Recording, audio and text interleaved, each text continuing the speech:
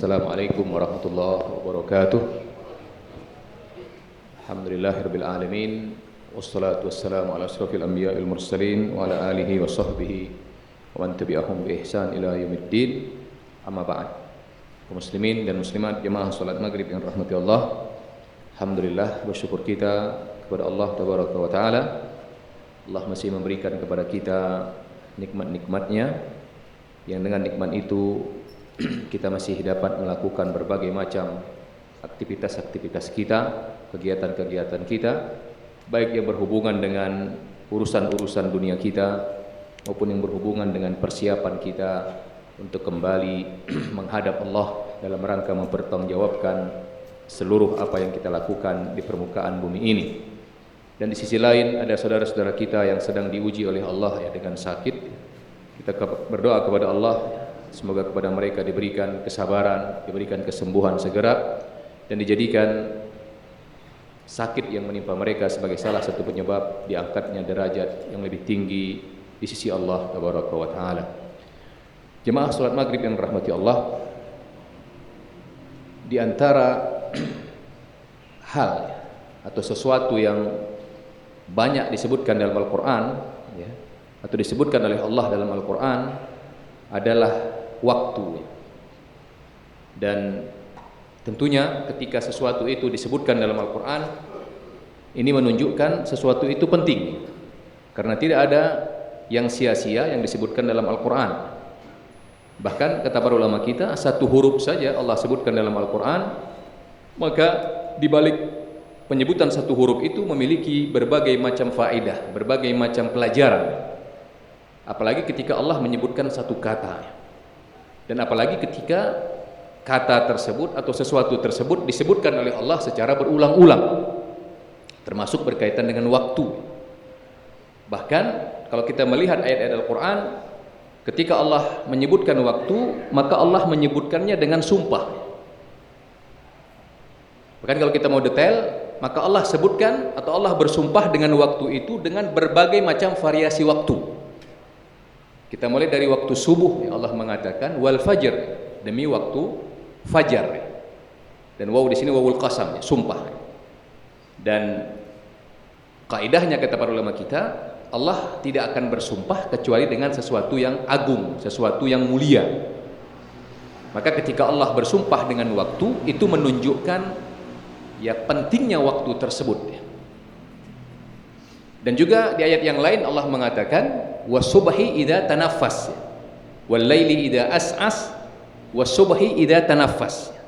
Kata Allah, demi malam ketika dia datang, Allah bersumpah dengan waktu malam, wasubhi idza tanaffas, dan demi waktu subuh ketika dia atau ketika datang cahayanya.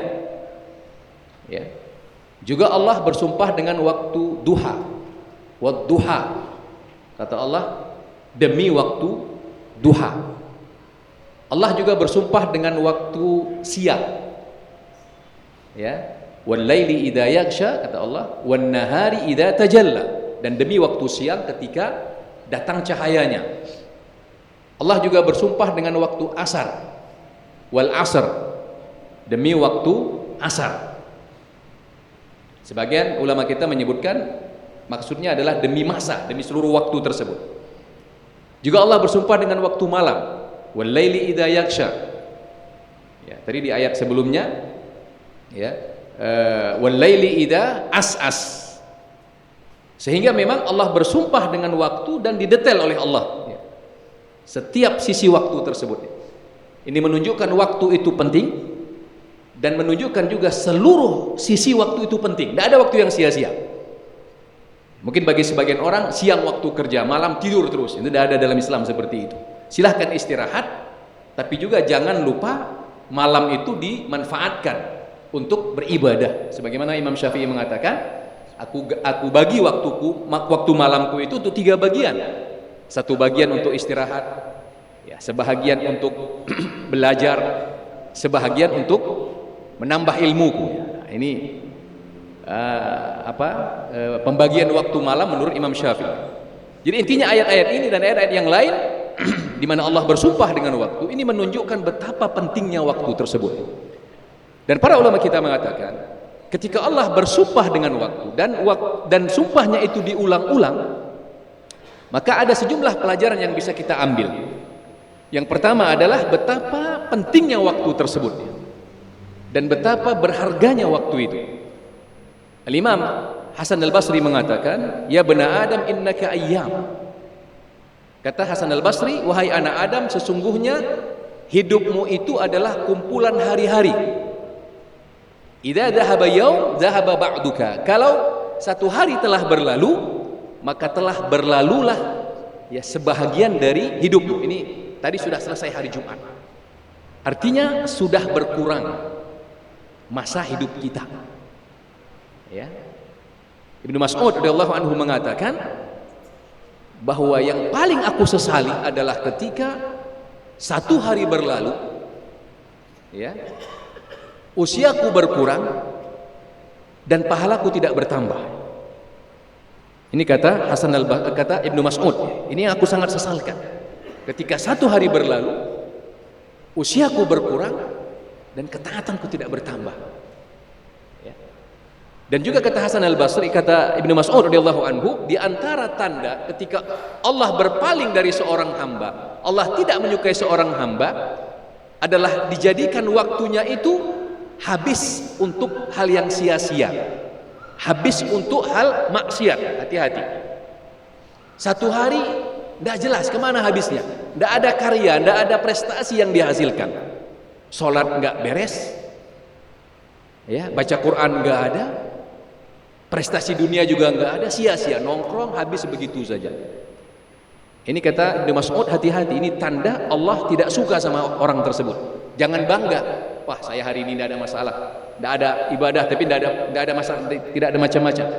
Ya, hati-hati seperti itu. Juga Imam Syafi'i mengatakan ada dua pelajaran penting kata beliau berkaitan dengan waktu. Yang pertama kata Imam Syafi'i, al-waktu sayfun, waktu itu seperti pedang. Kalau kita tidak menggunakannya, maka dia akan memotong kita. Maksudnya apa? Waktu itu kalau kita tidak manfaatkan untuk kebaikan, maka dia akan termanfaatkan untuk yang sia-sia atau untuk kemaksiatan, maka dia akan menjadi bencana bagi kita. Dan juga kata Imam Syafi'i rahimahullah, waktu itu hanya dua kemungkinannya.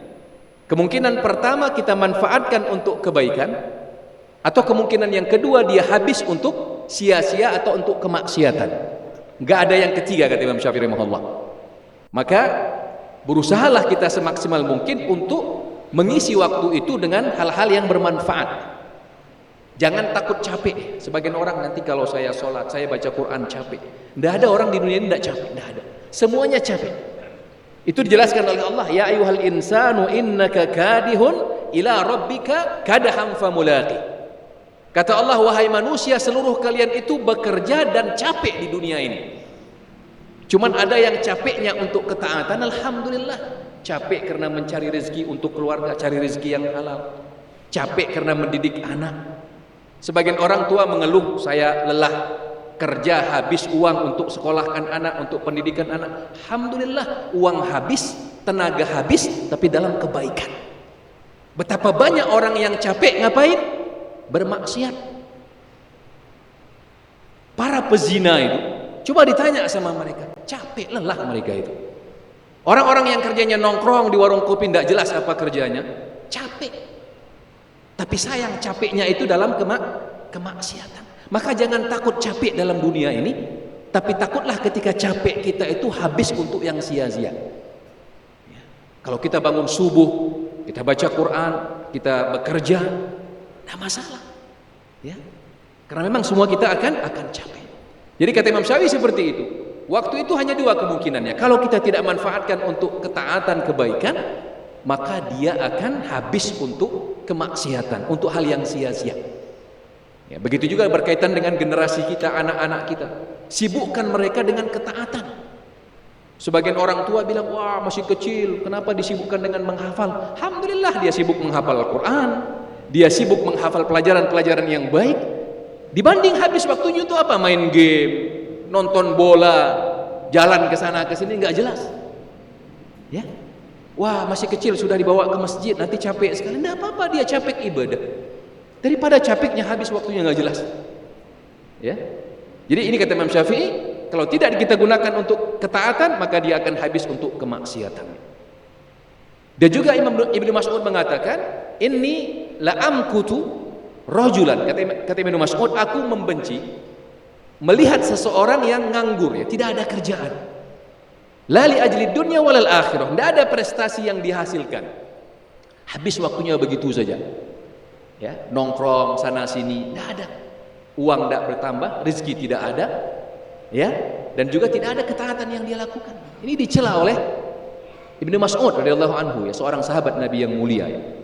Yang kedua, kenapa Allah banyak bersumpah dengan waktu? Karena waktu itu adalah salah satu nikmat yang nanti akan dimintai oleh Allah pertanggungjawabannya. Rasulullah SAW mengatakan, la tazulu qadama abdin yaumal qiyamah hatta yus'ala an arba'in. Kata Rasulullah, tidak akan berlalu dari hadapan Allah seorang hamba, ya, nanti semua kita akan berhadapan dengan Allah untuk mempertanggungjawabkan seluruh apa yang kita lakukan di permukaan bumi ini. Ya, kalau kita sekarang punya jabatan, ya, di akhir tahun diminta pertanggungjawabannya, sudah kita pening mikirinnya, wah ini apa laporan yang harus dibuat. Ya. Meskipun terkadang yang kita laporin pemimpin tersebut juga kadang-kadang bermasalah dia. Pas kita takut dicopot jabatan dan seterusnya. Bagaimana kalau kita nanti berhadapan dengan Allah yang maha mengetahui segala-galanya, tidak ada yang absen dari beliau, dari Allah Tabaraka wa Ta'ala. Dia semua tahu.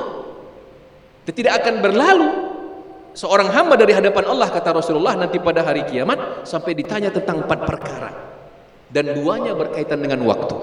An umrihi fima afnah, usianya, waktu yang Allah berikan. Waktu itu nikmat dari Allah yang nanti dimintai pertanggungjawaban, bukan cuma sia-sia. Ya, sebagian orang, ya udahlah, ngapain capek-capek kali ibadah. Waktu itu nikmat yang nanti Allah tanya tentang waktu, kemana dia habiskan. Kalau kita habiskan dalam ketaatan, dalam kebaikan, alhamdulillah, itu nanti akan mendatangkan kenikmatan-kenikmatan yang lain. Tapi ketika waktu itu habis sia-sia, habis dalam kemaksiatan, maka dia akan menjadi bencana bagi pemilik waktu tersebut, atau bagi orang yang menerima waktu tersebut. Dan yang kedua, an syababihi, ya, fima ablah, tentang masa mudanya, ya, kemana dia habiskan. Jadi berkaitan dengan waktu, 2 pertanyaan yang akan dihadapkan kepada seorang hamba. Ya, dan juga kata Allah, la tus'alunna yauma idzin anin na'im. Pasti nanti kalian pada hari kiamat akan ditanyai tentang nikmat-nikmat yang Allah berikan. Semua nikmat yang Allah berikan nanti Allah minta tanggung jawabnya. Kemana digunakan, dari mana dia dapat, kemana dia gunakan, termasuk berkaitan dengan waktu. Maka ini menjadi pelajaran bagi kita sekalian, jangan anggap remeh waktu tersebut. Ingat, nanti kita akan dimintai pertanggungjawaban oleh Allah berkaitan dengan penggunaan waktu tersebut.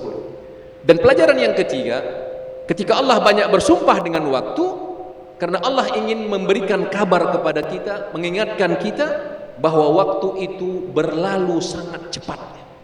Berlalu sangat cepat. Kita bisa ingat, bagi kita yang sudah usianya 20 tahun, 30 tahun, 40 tahun, 50 tahun, seakan-akan kita baru tamat SD, seakan-akan kita baru menikah, ternyata sekarang sudah punya anak, sudah punya cucu, cepat sekali berlalu. Dan ini Allah gambarkan bagaimana penyesalan orang-orang kafir, orang-orang pelaku maksiat nanti pada hari kiamat, bahwa ketika mereka sudah divonis oleh Allah masuk neraka dan ditunjukkan oleh Allah neraka di hadapan mata mereka, maka mereka mengatakan, ini Allah ceritakan di dalam surat, ya, An-Nazi'at, ya, bagaimana ka'annahum yauma yarawnaha lam yalbathu illa 'ashiyatan aw duhaha. Kata Allah, orang-orang itu akan menyesal ketika mereka nanti akan masuk neraka, baru mereka teringat, ternyata kita hidup di dunia ini asyiyah. Asyiyah itu adalah waktu antara zuhur sampai sebelum maghrib, setengah hari, ya, kira-kira 6 jam. Au duha, atau waktu duha, dari habis waktu subuh sampai menjelang zuhur. Begitulah perbandingan lamanya kehidupan kita di dunia dibanding kehidupan kita di akhirat. Enggak lama. Sekarang orang bilang apa? Enggak pakai lama. Itu enggak pakai lama, itu hidup di dunia enggak pakai lama. Hanya setengah hari. Maksudnya apa? Kenapa enggak sabar di dunia ini dengan ketaatan kepada Allah? Kenapa enggak sabar untuk melakukan ketaatan? Enggak lama. Bahkan sebagian para ulama kita, kalau kita melihat ayat-ayat Allah yang lain di mana Allah mengatakan satu hari di akhirat itu sebanding 1000 tahun di dunia, yang rata-rata kita hidup 60 sampai 70 tahun di dunia ini, maka masa hidup kita di dunia ini dibanding kehidupan akhirat yang begitu panjang hanya kurang lebih 1,5 jam. Nggak lama, ya. Tapi ingat, ini akan menjadi penentu bagaimana kehidupan kita nanti di akhirat. Maka mari kita manfaatkan secara maksimal, ya, waktu yang Allah berikan kepada kita. Apalagi kita tidak pernah tahu kapan ajal menjemput kita. Dan mari kita bersabar untuk terus berada di atas ketaatan kepada Allah, ya, dengan waktu yang Allah berikan kepada kita, yang dengan itu kita berharap kepada Allah, ya, Allah menjadikan kita hamba-hambanya yang bisa memanfaatkan waktu dengan baik dan memasukkan kita semua ke dalam surga Allah tabaraka wa taala. Demikian yang dapat saya sampaikan, mudah-mudahan bermanfaat. Kita akhiri, subhanakallah wa bihamdik, asyhadu an la ilaha illa anta, astaghfiruka wa atubu ilaik. Wassalamualaikum warahmatullahi wabarakatuh.